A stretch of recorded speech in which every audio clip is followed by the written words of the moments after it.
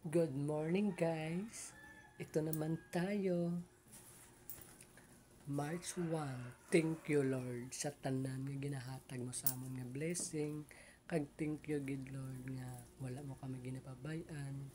Kag always ka gid nga ara sa amon tupad nga wala ka gid gipabaya sa amon Lord.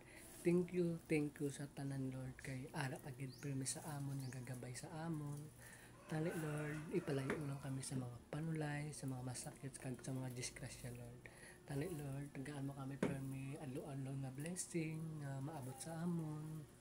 Kabalog gid kami Lord nga wala gid gipabaya sa amon. Kag ara agin always sa amon nga gabantay Lord.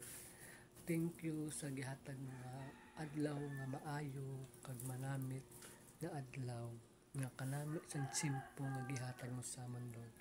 Thank you sa tanan Lord nga wala agid gapabaya sa amon Lord. Ag salamat sa gihatag mga tuig sa amon nga 2025 Lord.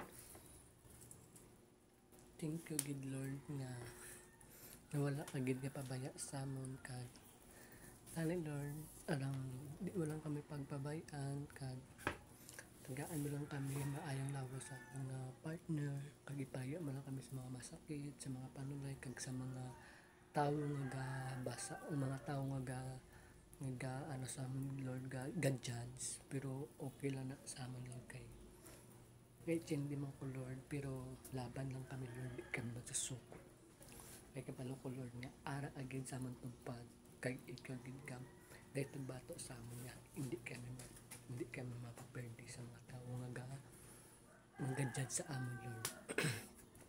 Thank you sa tanan Lord. Thank you so much Lord. I love you always, good Lord.